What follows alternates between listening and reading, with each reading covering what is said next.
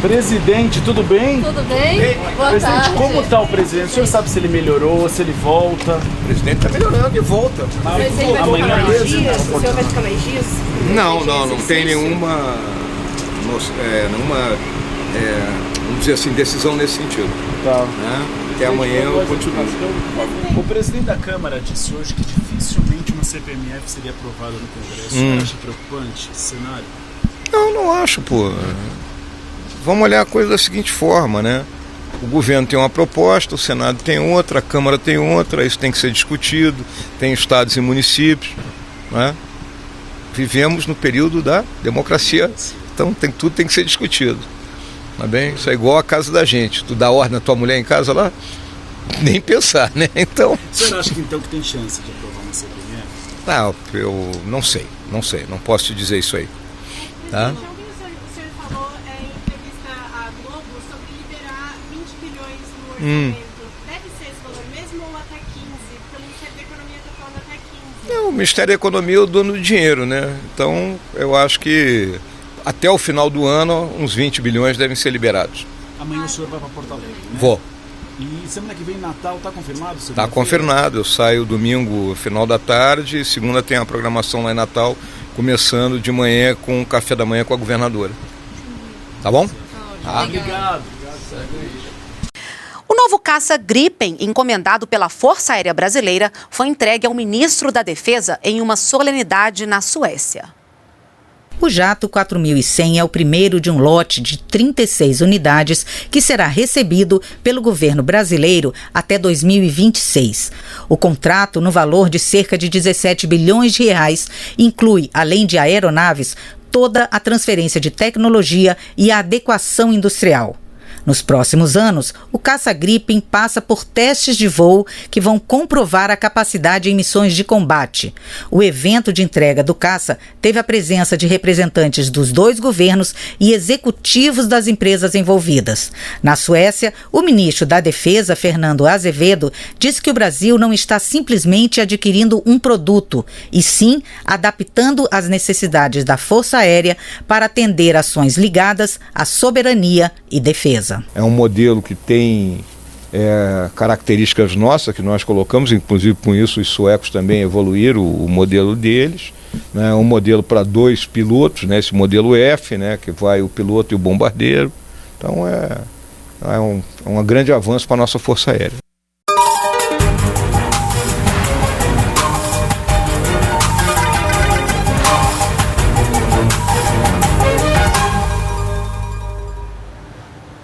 Olá, boa tarde. Estamos de volta com o Governo Agora. Saiu hoje mais um boletim médico sobre a recuperação do presidente Jair Bolsonaro. Vamos até São Paulo saber os detalhes com o repórter Pablo Mundim. Boa tarde, Pablo. Boa tarde, Carol. Boa tarde a todos que nos acompanham. Um exame de raio-x mostrou que o presidente Jair Bolsonaro estava com muito ar no estômago e no intestino.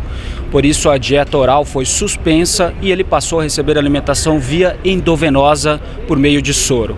Segundo o boletim médico, o presidente também foi submetido à passagem de sonda nasogástrica para eliminar os gases do intestino. O médico que operou o presidente, Antônio Luiz Macedo, explicou que se trata de uma adinamia intestinal, uma resposta natural do intestino, como já ocorreu nas cirurgias anteriores do presidente. Portanto, não é um quadro de intercorrência ou piora do paciente. Dr. Macedo também informou que o intestino do presidente já funcionou melhor nesta manhã e que os exames laboratoriais estão bons. Mais cedo, o presidente postou uma foto nas redes sociais em que aparece com a sonda. As caminhadas pelos corredores do hospital e exercícios de fisioterapia estão mantidas, o que ajudam a estimular o intestino. Volto com você, Carol. Tá certo, Pablo. Obrigada. Bom trabalho para você. E as vendas no varejo cresceram 1% em julho na comparação com o mês anterior. É a terceira alta mensal seguida e o melhor resultado para meses de julho desde 2013. Os principais setores que registraram alta foram de hipermercados, supermercados, produtos alimentícios, bebida e fumo. Os números foram divulgados hoje pelo IBGE. Hoje é o último dia de inscrição para vagas remanescentes do Fundo de Financiamento Estudantil. As inscrições referentes a este segundo semestre são de graça e devem ser feitas pelo site do programa em fies.mec.gov.br. Quem não quitou o financiamento anterior pelo FIES ou pelo Programa de Crédito Educativo não pode participar. Os candidatos já matriculados em instituições de ensino têm prazo maior, até 29 de novembro. E o Ministério da Educação vai liberar R$900 mil para o novo hospital da Universidade Federal de São Paulo, o HU2. Esse recurso é a quantia necessária para que o hospital entre em funcionamento.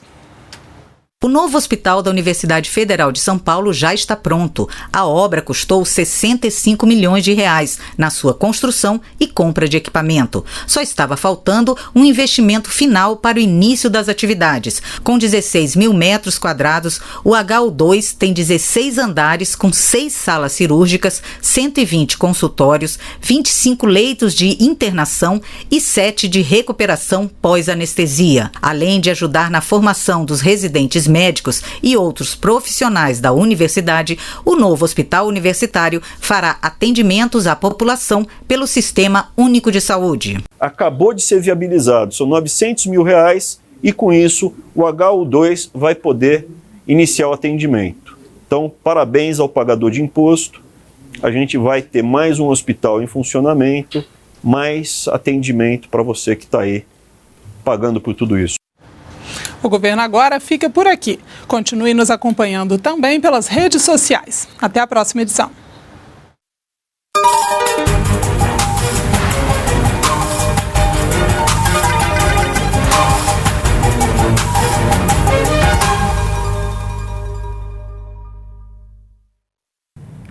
A guinada chinesa no sentido da promoção do consumo interno, do fomento ao desenvolvimento científico-tecnológico e do setor de serviços, bem como a exportação de capital para o financiamento de infraestrutura no exterior, são exemplos de tendências que abrem promissoras oportunidades para os brasileiros.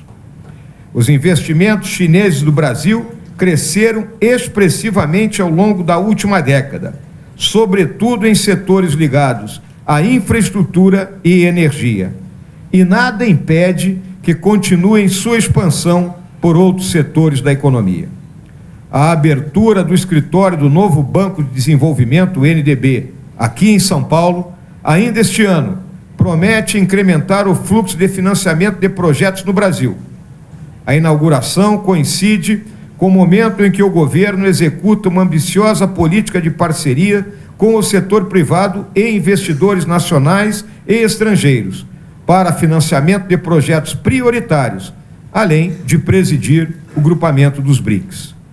Neste ano, foram 27 leilões nos setores portuário, aeroportuário, ferroviário e de geração de energia, com expectativa de investimentos da ordem de R$9,2 bilhões. O Conselho do PPI, em sua última reunião, ao final de agosto, qualificou 29 novas iniciativas para sua carteira. Pela primeira vez, foram contempladas políticas para apoiar parcerias entre estados e municípios e a iniciativa privada, em setores relacionados ao saneamento básico, geração de energia a partir de resíduos sólidos, educação infantil, presídios e unidades socioeducativas, iluminação pública e parques. Na segunda quinzena deste mês, teremos o primeiro leilão de concessão rodoviária do governo Bolsonaro. O trecho de 437 quilômetros engloba as rodovias BR-364 e 365, entre Goiás e Minas Gerais, importante corredor para o escoamento da produção agroindustrial do Sudeste goiano e do Triângulo Mineiro. Outros leilões estão previstos ainda este ano, nos setores rodoviário, de mineração, ferrovia, além, obviamente, do certame relativo ao excedente da seção onerosa do pré-sal, previsto para a primeira semana de novembro. Os chineses demonstram ter interesse, capital e experiência para ampliar e diversificar seu investimento no Brasil. E o governo federal conta hoje com uma sólida carteira de projetos e extenso cronograma de leilões, que deverão impactar na trajetória de longo prazo do crescimento nacional. A cooperação bilateral em matéria de ciência e tecnologia, em particular, conta com experiências muito bem-sucedidas nas áreas de espaço, nanotecnologia e energias renováveis. Em Pequim, tive a oportunidade de visitar as instalações da Academia Chinesa de Tecnologia Espacial e de conhecer de perto os resultados exitosos da cooperação aeroespacial sino-brasileira, que desde 1988 já produziu 5 satélites. Essa temática científico-tecnológica ganha contornos ainda mais interessantes no momento em que ingressamos na era da economia do conhecimento. A transição da manufatura mecanizada de massa para a produção intensiva em conhecimento prefigura uma transformação profunda na relação entre produção e ciência. Novas tecnologias estão sendo incorporadas de maneira contínua nas diferentes etapas da concepção, produção e distribuição de bens e serviços. O agronegócio brasileiro, por exemplo, é fruto do desenvolvimento científico. Um caso de sucesso da absorção sistemática de inovações na atividade econômica. Nossos agricultores trabalham hoje com um sistema de plantio direto, agricultura de precisão, técnicas modernas de irrigação, eficiência na gestão e no processamento. O Brasil possui ainda um número expressivo de empresas de base tecnológica, com grande capacidade de crescimento e diversificação. Muitas delas originam-se de experiências exitosas da articulação entre Estado, academia e empresas, que contribuem para o fomento ao empreendedorismo e para a pesquisa e o desenvolvimento tecnológico em setores de ponta. Por exemplo, pesquisadores do Instituto Nacional de Telecomunicações, Inatel, em Santa Rita do Sapucaí, no sul de Minas Gerais, estão trabalhando de maneira pioneira para desenvolver soluções tecnológicas para a inclusão digital de áreas rurais do Brasil. No plano legislativo, a perspectiva da votação em breve do projeto de lei complementar 79 de 2016 pela Comissão de Ciência e Tecnologia do Senado Federal deverá contribuir para destravar investimentos para o setor de telecomunicações e favorecer nossa transição digital. Lembro que nossa legislação nesse aspecto é do ano de 1997, totalmente defasada em relação aos avanços ocorridos nesses últimos 20 anos. A economia do conhecimento, no entanto, ainda está isolada em nichos ou em ilhas de pseudo-vanguardismo. Sua emergência tem desafiado os modelos político-econômicos estabelecidos, com efeitos desestabilizadores sobre todos os países do mundo, mesmo os mais desenvolvidos. O Brasil precisa enfrentar o desafio dessa nova economia. Nesse quesito, esperamos que a cooperação científica e tecnológica com países parceiros como a China também contribua para alavancar investimentos, atrair tecnologias e conhecimento técnico, além de integrar setores mais avançados de nossa economia nas grandes cadeias globais de agregação de valor. Senhoras e senhores, temos procurado construir relações de confiança e a criar um ambiente político propício para ampliação e diversificação das relações econômicas com a China. Essa disposição mostra-se ainda mais pertinente no contexto de acirramento do enfrentamento econômico-comercial entre China e Estados Unidos. O mundo acompanha com apreensão a escalada das barreiras tarifárias e aumento do risco de recessão mundial. Estamos confiantes de que as grandes potências saberão evitar aquilo que conhecemos como armadilha de Tucídides. Sabemos que ganhos de curto prazo para o Brasil, como no caso do aumento de demanda chinesa por soja, podem ficar comprometidos pela redução global da atividade econômica ou pelo desequilíbrio dos mercados em mais longo prazo. A instabilidade política não contribui para o progresso econômico. Nossa interlocução com as lideranças políticas chinesas tem sido fluida, respeitosa e construtiva. Após minha viagem a Pequim, houve o encontro entre os chanceleres à margem do processo preparatório dos BRICS.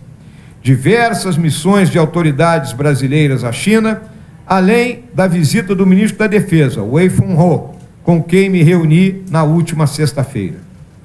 A China reconhece no Brasil um importante parceiro regional. Os países participam dos mais relevantes foros multilaterais, como o G20, BRICS e OMC. A visita do presidente Bolsonaro a Pequim em outubro irá conferir novo impulso para o diálogo político bilateral, assim como a vinda do presidente Xi Jinping a Brasília para a cúpula dos BRICS em novembro.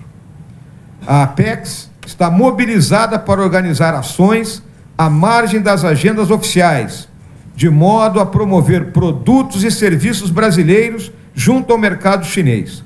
Convido as senhoras e os senhores a se engajarem nessas atividades. Precisamos sempre ter presente que a China é uma civilização milenar, enquanto nós somos uma nação secular. Quando os portugueses, em 1500, desembarcavam no litoral brasileiro, a China já era uma potência mundial.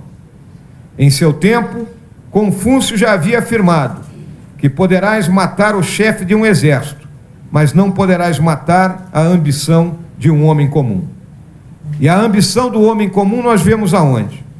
É o setor privado, a força motriz do mercado e do intercâmbio econômico entre os povos. É o empresário, anônimo, quem enfrenta riscos e incertezas. É quem inova e eleva o estado de equilíbrio da economia, rumo a patamares superiores de eficiência e produtividade.